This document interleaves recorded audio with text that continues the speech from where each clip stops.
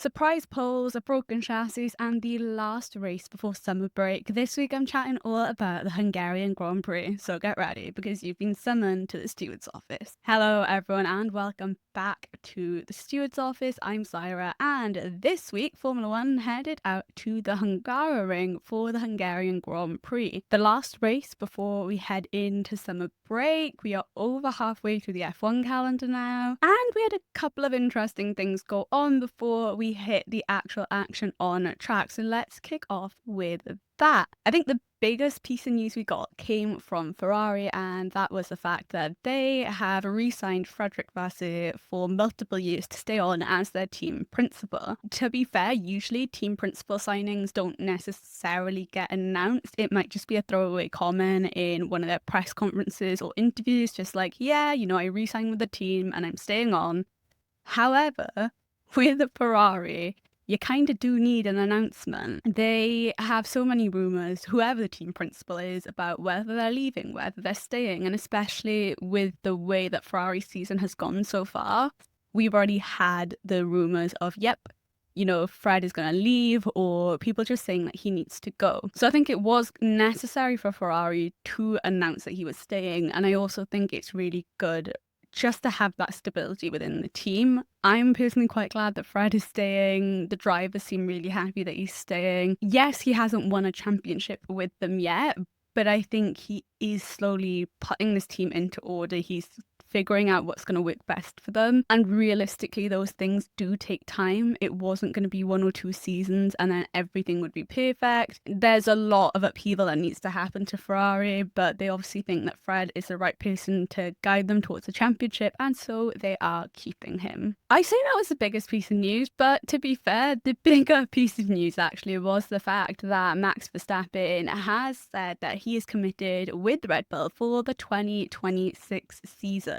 And given the fact that Max's contract goes up until 2028, you would once again think this is an announcement that doesn't need to be made. But with all of the rumours about him potentially moving to Mercedes, and look, Max has fielded a lot of questions about his future in Formula One. It gives him a bit of peace and reprieve from the press constantly asking what is going on. But he said, nope, he is committed to the team and helping them fight back a championship again. So yeah, we have Fred staying and Max staying. Max, I didn't think it was very likely that he was going to go. There's always a chance, but I didn't think it was a huge possibility. And yep, he said that he's staying with them. I think having Laurent Mekies in now, it's also being able to wait around and see what he can do with the team compared to Christian Horner and what happens there. But I think that was the main news that we had this week. Fred staying, Max staying, and some continuity on the grid for now. Let's jump into the on-track action though at the Hungaroring. It's a circuit that's just not easy for drivers to overtake on. Some people call it Monaco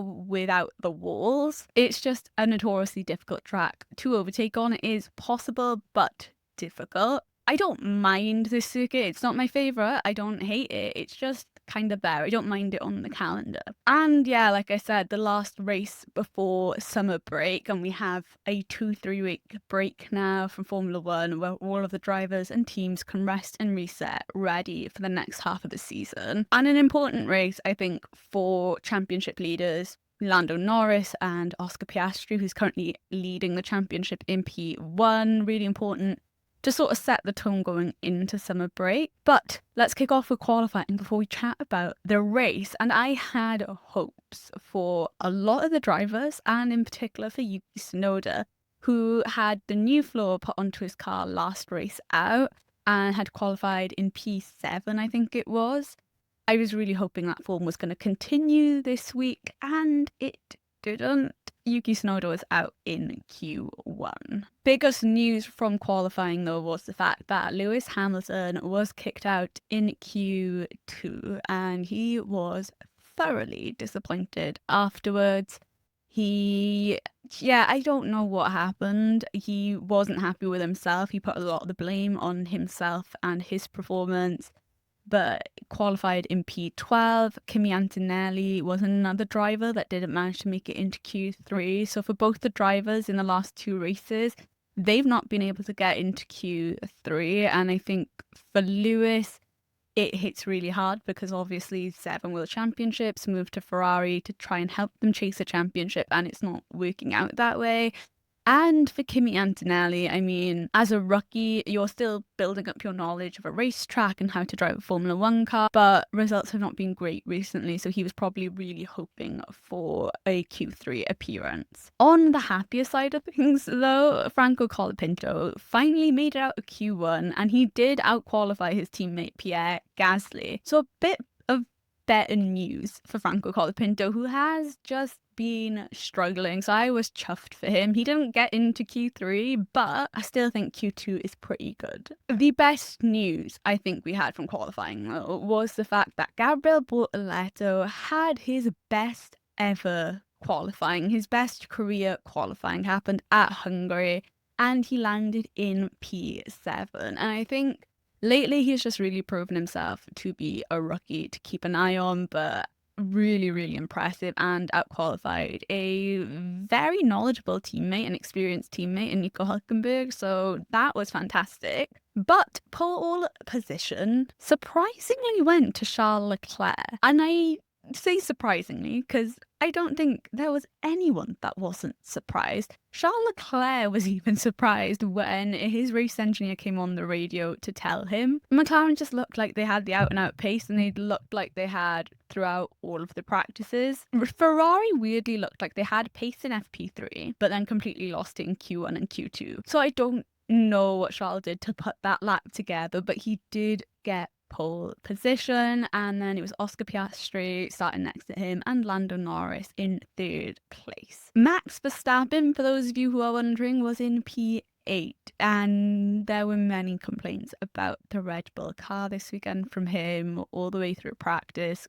Qualifying was a little bit better for him, but yeah, to be in P8 is not great. So definitely performance issues for Red Bull. I normally chat about our championship leaders first, but before we go into it, let's have a chat about Ferrari, who I have to cover first, guys, because they did not have the best weekend overall. And we'll kick off with Charles Leclerc, who, like I said, got pole position. It was a surprise, and yep, great news for Ferrari. Okay, wonderful. It did not carry on into the race, sadly. Now, Charles did manage to keep the lead of the race, which was great. It was wonderful to watch, and he had brilliant pace at the start of the race. We find out later on, though, that pace went down the drain as soon as we hit like the second part of the race. At one point, Ferrari and their strategy team fell into the plan that McLaren had. They told Oscar to box. Charles was ahead of him. They boxed Charles, and Oscar did not box. And I do think Charles probably pitted a little bit too early because of that, because Oscar went on for a little bit longer on his tyres. So that mistake was made. Would it made a whole load of difference to his race? Probably not, because we found out post-race that Charles had a problem with his chassis, which is why he ended up finishing in 4th place.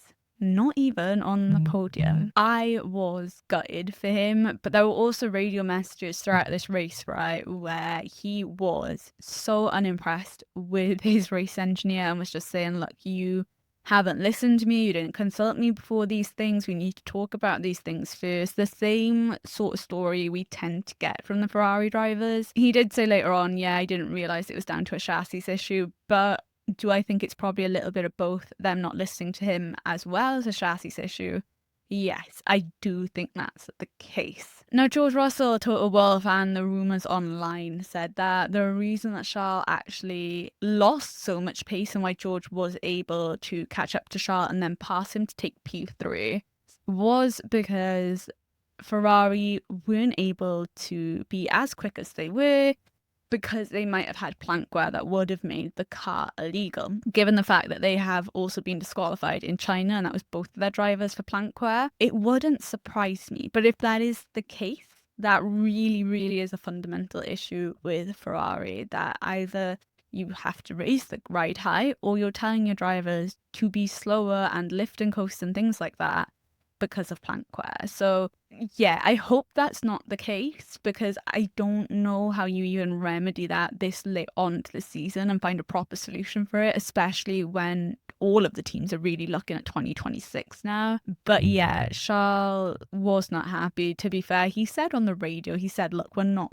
gonna finish on the podium. And lo and behold, they did not finish on the podium. So gutting to see from Charles Leclerc. Lewis Hamilton, it was just sad watching his weekend, to be fair. He qualified in P12, finished in P12, and his interviews post-quali and post-race, I've never seen him so self-deprecating before. And I mean, he was calling himself utterly useless, saying that Ferrari should get another driver.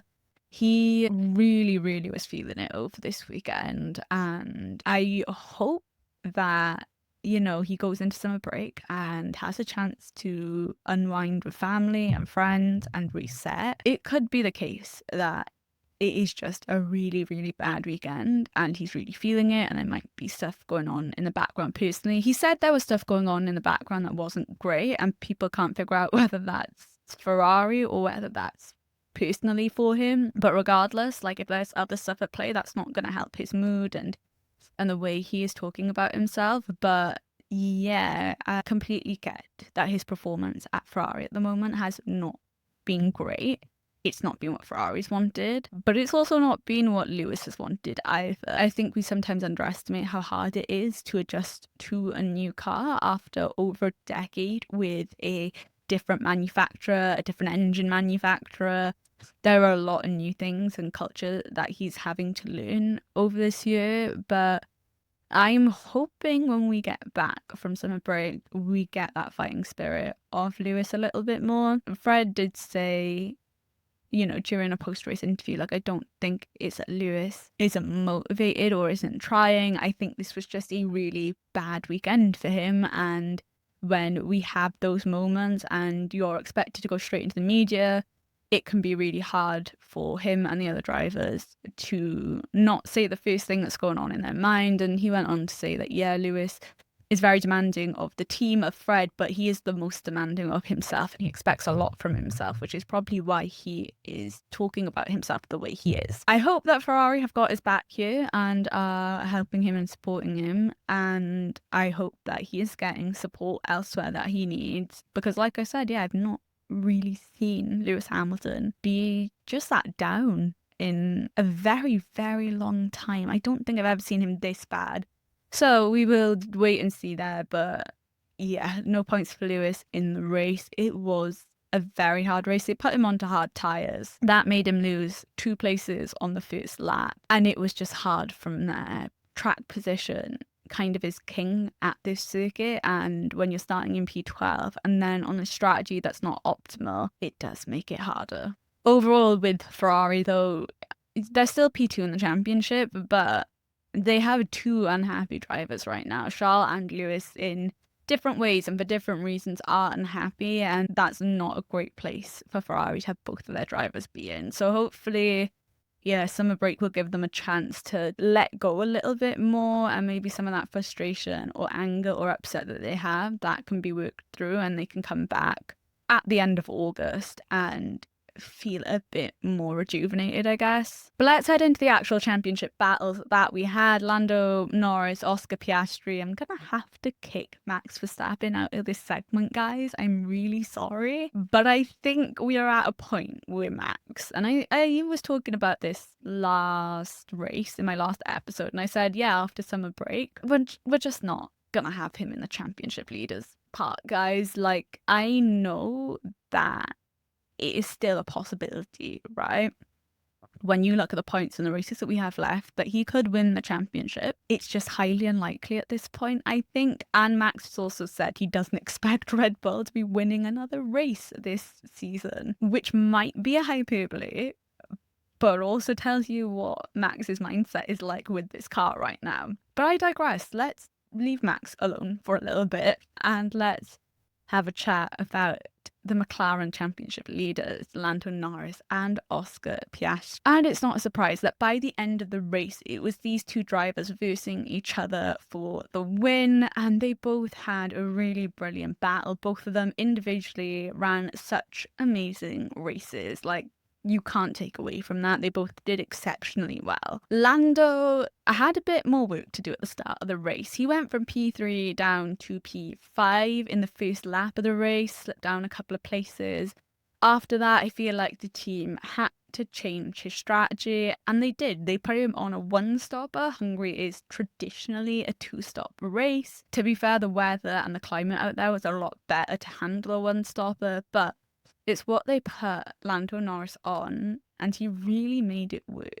He made his tyre stints last him the length that they needed to make sure he could get to the race with enough pace, and he managed to take the race win out in Hungary. Meant that he was closing that gap with Oscar Piastri in the championship. He still is in P2, but it's 9 points between him and Oscar now, which is a lot better. But yeah, he drove an amazing race and really made the one-stopper work for him. For Oscar Piastri, they did have him on a two-stopper. He did try and get ahead of Charles Leclerc throughout probably the first half of the race, but it just wasn't working out for him because when that Ferrari was working well, it was doing incredibly well. By the last 5-ish laps of the race, he'd caught up to Lando Norris, who was in the lead. They did have a decent battle. Oscar did try to overtake. It just wasn't able to happen, and I think he locked up tyres at some point. So he took home P2, which is still decent in my opinion, but it does mean that Lando Norris going into summer break is that little bit closer, which is great for Lando,